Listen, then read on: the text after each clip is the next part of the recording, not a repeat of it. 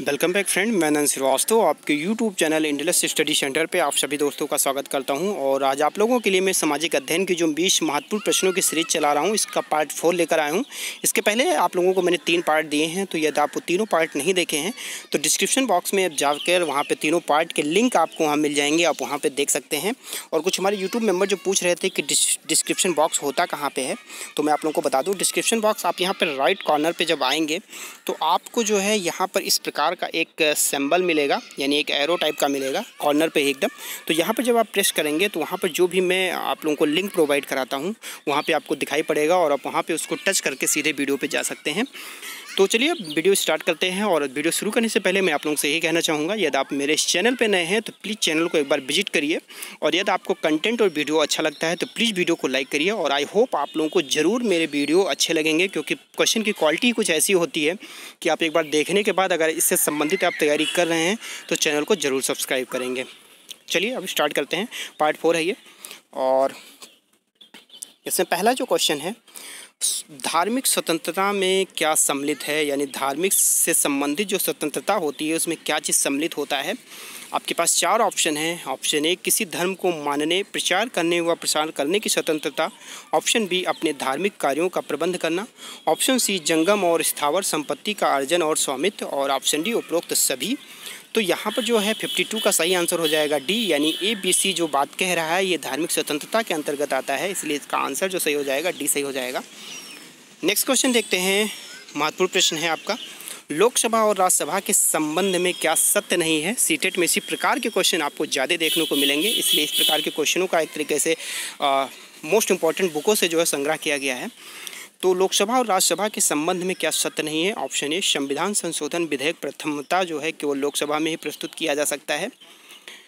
Second option है, धन विधेयक को राज्यसभा 14 दिन से अधिक नहीं रोक सकती है। ऑप्शन सी, राष्ट्रपति लोकसभा को भंग कर सकता है पर राज्यसभा को नहीं। ऑप्शन डी, धन विधेयक केवल लोकसभा में ही प्रथमतः प्रस्तुत किया जा सकता है। तो 53 का जो सही आंसर हो जाएगा ए सही हो जाएगा, यानी कि लोकसभा और राज्यसभा के संबंध में संविधान संशोधन विधेयक प्रथमतः केवल लोकसभा में प्रस्तुत किया जाता है, ये ऑप्शन गलत है। बाकी बी सी डी जो है ये तीनों ऑप्शन सही हैं। और ऑप्शन ए गलत क्यों है मैं आप लोगों को ये भी बता दूं। तो जो संविधान संशोधन होता है ये ज़रूरी नहीं है कि पहले लोकसभा में ही प्रस्तुत किया जाए, आप लोकसभा या राज्यसभा किसी भी सदन में पहले प्रस्तुत किया जा सकता है। बाकी सेकेंड ऑप्शन जो था, धन विधेयक को राज्यसभा 14 दिन से अधिक नहीं रोक सकती, ये सही है बिल्कुल। राष्ट्रपति लोकसभा को भंग कर सकता है, राज्यसभा को नहीं, क्योंकि राज्यसभा जो है एक तरीके से स्थायी सदन है और लोकसभा जो है अस्थायी सदन है, इसलिए लोकसभा को जो है राष्ट्रपति भंग कर सकता है लेकिन राज्यसभा को नहीं। और ऑप्शन डी जो था, धन विधेयक को लोकसभा में प्रथमतः प्रस्तुत किया जा सकता है, तो ये बिल्कुल बात सही है कि धन विधेयक जो है लोकसभा के द्वारा ही पारित किया जाता है और उसके बाद उसको एक तरीके से सिर्फ खाना पूर्ति के लिए, औपचारिकता को पूरा करने के लिए राज्यसभा में भेजा जाता है। और राज्यसभा अधिक से अधिक 14 दिनों तक अपने पास उसे रख सकती है और बाकी उसमें किसी तरह की कोई करेक्शन वगैरह नहीं कर सकती है। सुधार के लिए यहाँ लोकसभा को भले भेज दे, लेकिन ये है कि 14 दिन से अधिक वो नहीं रख सकती है। तो इसीलिए 53 का जो सही आंसर हो जाएगा ए, यानी कि ए जो है इसका ऑप्शन जो है ए गलत है, इसलिए आंसर ये सही रहेगा। नेक्स्ट क्वेश्चन देखते हैं, लोकसभा के चुनाव हेतु अधिसूचना जारी कौन करता है। मोस्ट इम्पॉर्टेंट क्वेश्चन है आपका। ऑप्शन ए, निर्वाचन आयोग। ऑप्शन बी, राष्ट्रपति। ऑप्शन सी, लोकसभा अध्यक्ष। और ऑप्शन डी, गृह मंत्रालय। तो 54 का सही आंसर हो जाएगा ए, यानी लोकसभा के चुनाव हेतु अधिसूचना जो है निर्वाचन आयोग जारी करता है। नेक्स्ट क्वेश्चन देखते हैं, संविधान की 8वीं अनुसूची में कुल कितनी भाषाएं हैं। मोस्ट इंपॉर्टेंट क्वेश्चन है और बेसिक क्वेश्चन है, आप लोगों को पता होना चाहिए और पता भी होगा आई होप। तो 55 का सही आंसर जो रहेगा, पहले ऑप्शन देख लेते हैं। ए 22 भाषाएं, ऑप्शन बी 15 भाषाएं, ऑप्शन सी 14 भाषाएं और ऑप्शन डी 10 भाषाएं। तो 55 का सही आंसर जो हो जाएगा ऑप्शन ए, यानी 22 भाषाएं जो हैं संविधान की 8वीं अनुसूची में अधिकृत हैं। नेक्स्ट क्वेश्चन देखते हैं, कौन सा विषय राज्य सूची में उल्लिखित नहीं है, यानी इसमें से कौन सा विषय जो है राज्य सूची के अंतर्गत नहीं आता है। ऑप्शन ए, कृषि। ऑप्शन बी, कानून व्यवस्था। ऑप्शन सी, नागरिकता। और ऑप्शन डी, भूमि एवं राजस्व। 56 का सही आंसर हो जाएगा सी, यानी कि नागरिकता जो है वो राज्य सूची में ये सब्जेक्ट जो है उल्लिखित नहीं है। नेक्स्ट क्वेश्चन देखते हैं, पंचायती राज के त्रिस्तरीय ढांचे में कौन शामिल नहीं है। Most important question. और त्रिस्तरीय से संबंधित जो ये पंचायती राज व्यवस्था इससे संबंधित अभी जल्दी में आपका जो LT ग्रेड एग्जाम हुआ है उसमें एक क्वेश्चन आया हुआ था। हालांकि उसमें वो भाग पूछा हुआ था, लेकिन मिला जुला के इससे संबंधित भी क्वेश्चन महत्वपूर्ण बनते हैं। तो पंचायती राज के त्रिस्तरीय ढांचे में कौन शामिल नहीं है? ऑप्शन ए जिला परिषद, ऑप्शन बी ग्राम सभा, ऑप्शन सी ग्राम पंचायत और ऑप्शन डी पंचायत समिति। तो 57 का सही आंसर हो जाएगा बी, यानी ग्राम सभा जो है पंचायती राज व्यवस्था के त्रिस्तरीय ढांचे में नहीं आती है, जबकि ग्राम सभा की जगह पे क्या आता है? ग्राम पंचायत आता है। बाकी पंचायत समिति भी आती है, जिला परिषद भी आता है। नेक्स्ट क्वेश्चन देखते हैं, किस विधेयक को धन विधेयक के रूप में कौन प्रमाणित करता है? मोस्ट इंपॉर्टेंट क्वेश्चन, पेट क्वेश्चन है संविधान से संबंधित, और आप सभी लोगों को ये क्वेश्चन पता होगा। ऑप्शन ए वित्त मंत्री, ऑप्शन बी राष्ट्रपति, ऑप्शन सी प्रधानमंत्री और ऑप्शन डी स्पीकर लोकसभा, यानी लोकसभा का स्पीकर। तो 58 का सही आंसर जो आपका हो जाएगा डी, यानी किसी भी विधेयक को धन विधेयक की तरह प्रमाणित कर सकता है सिर्फ और सिर्फ लोकसभा अध्यक्ष, यानी स्पीकर लोकसभा। नेक्स्ट क्वेश्चन देखते हैं, कल्याणकारी राज्य की स्थापना का लक्ष्य जो है किसमें निहित है? मोस्ट इंपॉर्टेंट क्वेश्चन है, ये भी कई बार एग्जाम में आया है। ऑप्शन ए मौलिक अधिकार, ऑप्शन बी मौलिक कर्तव्य, ऑप्शन सी नीति निर्देशक तत्व और ऑप्शन डी संसदीय व्यवस्था। तो 59 का जो सही आंसर हो जाएगा सी, यानी कल्याणकारी राज्य की स्थापना का लक्ष्य जो है नीति निर्देशक तत्वों में जो है निहित है। नेक्स्ट क्वेश्चन देखते हैं, संविधान की प्रस्तावना में किसका उल्लेख नहीं है? ऑप्शन ए स्वतंत्रता का है, ऑप्शन बी समानता का है, ऑप्शन सी बंधुत्व का है, ऑप्शन डी अहिंसा का नहीं है। तो 60 का सही आंसर हो जाएगा डी, यानी कि संविधान की प्रस्तावना में जो है अहिंसा का उल्लेख नहीं मिलता है। नेक्स्ट क्वेश्चन देखते हैं, महात्मा बुद्ध द्वारा दिए गए प्रथम उपदेश को कहा जाता है? तो महात्मा बुद्ध द्वारा जो दिया गया प्रथम उपदेश था उसे क्या कहा जाता है? ऑप्शन ए महापरिनिर्वाण, ऑप्शन बी महाभिनिष्क्रमण, ऑप्शन सी धर्म चक्र परिवर्तन और ऑप्शन डी उपरोक्त सभी। 61 का सही आंसर हो जाएगा सी, यानी महात्मा बुद्ध द्वारा जो प्रथम उपदेश दिया गया था उसे धर्म चक्र परिवर्तन कहा गया था। और ऑप्शन ए की मैं बात करूं महापरिनिर्वाण, तो यानी कि जब महात्मा बुद्ध जी की मृत्यु हुई थी तो उसे महापरिनिर्वाण कहा गया था। और महाभिनिष्क्रमण जो ये है, जब वो गृह त्याग किए हुए थे तो महाभिनिष्क्रमण कहा गया था उसे। लेकिन यहाँ पर क्वेश्चन कह रहा है कि उन्होंने जो प्रथम उपदेश दिया उसे क्या कहा गया? तो उसे धर्म चक्र परिवर्तन कहा गया। 61 का सी आंसर सही हो जाएगा। नेक्स्ट क्वेश्चन देखते हैं, बौद्ध धर्म के प्रचार के लिए अशोक ने किसे श्रीलंका भेजा था? महत्वपूर्ण प्रश्न है, मोस्ट इंपॉर्टेंट क्वेश्चन है। Option A Mahendra, option B Sanghamitra, option C Upagupta और ऑप्शन डी ए एवं बी दोनों, यानी विकल्प ए और विकल्प बी दोनों।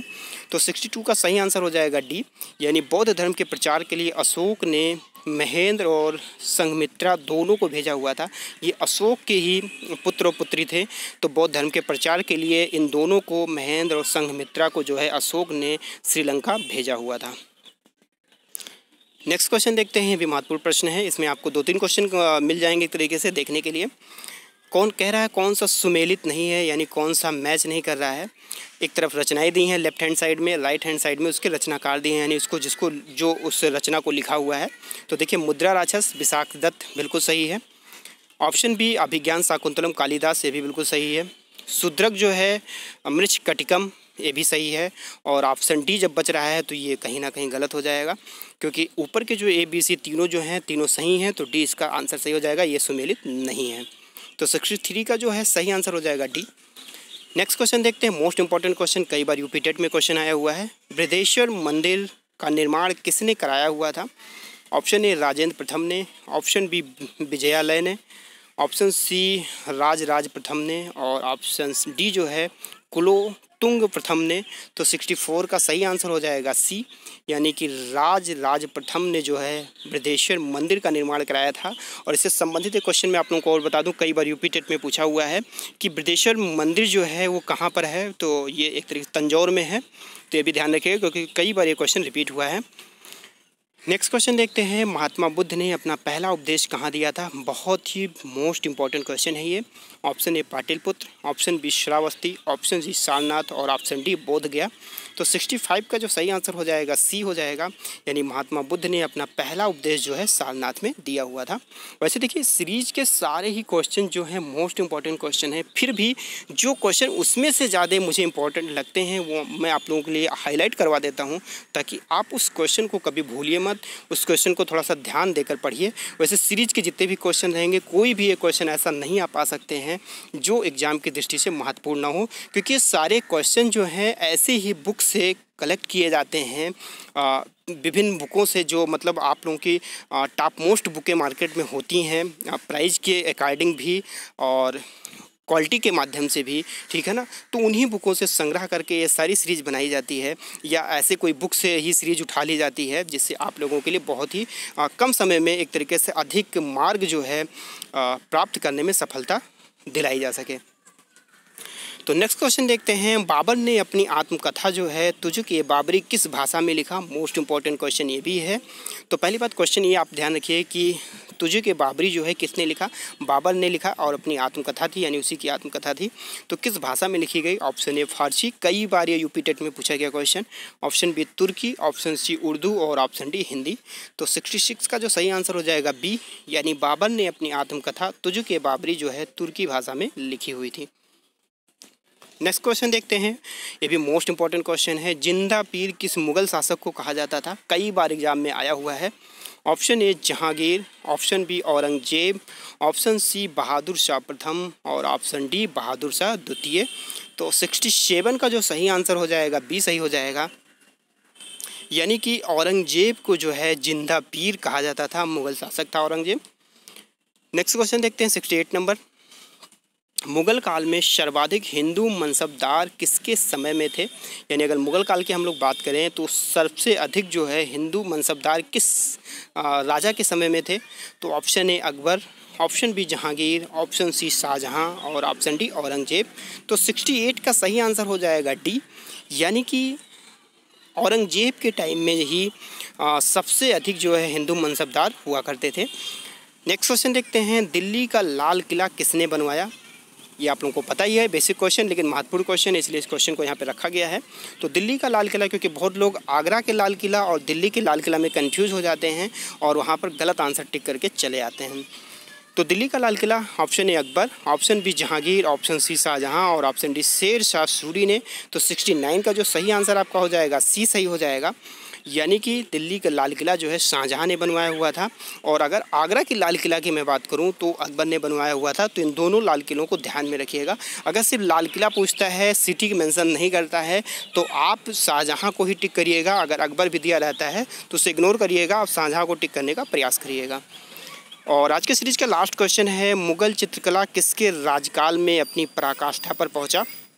मोस्ट इंपॉर्टेंट क्वेश्चन ये भी है, ये आपके लिए क्वेश्चन है, आप इसका आंसर ज़रूर बताइएगा। बेसिक क्वेश्चन है, आप आई होप कि आप लोगों को एक आंसर जो है पता होगा, और नहीं भी पता होगा तो आप अपने बुक, आपके पास जो नोट्स हैं, और या फिर गूगल या किसी भी माध्यम से सर्च करके मुझे इसका आंसर बताइएगा, जिससे ये पता चले कि आप लोगों की तैयारी किस लेवल तक चल रही है। तो आई होप कि आप लोगों को ये सीरीज़ काफ़ी अच्छी लगी होगी, और इस सीरीज़ में मोस्ट इंपॉर्टेंट ही क्वेश्चन आप लोगों को देखने को मिलते हैं। यानी जितनी भी सीरीज़ में स्टार्ट करता हूँ तो आप एक लाइक ज़रूर दीजिएगा, और साथ ही साथ आपको ये अगर लगता है कि मैंने आप लोगों के लिए थोड़ी सी भी मेहनत की हुई है तो आप लाइक भी करिएगा और वीडियो को शेयर भी करिएगा व्हाट्सएप पे भी ग्रुप में अपने, या जो भी आपके ग्रुप बने होंगे। और साथ ही साथ कमेंट करके बताइएगा कि आपको वीडियो कैसा लगा आप लोगों को। तो वीडियो देखने के लिए आप लोगों का बहुत बहुत धन्यवाद। थैंक्स फॉर वॉचिंग दोस्तों, थैंक यू।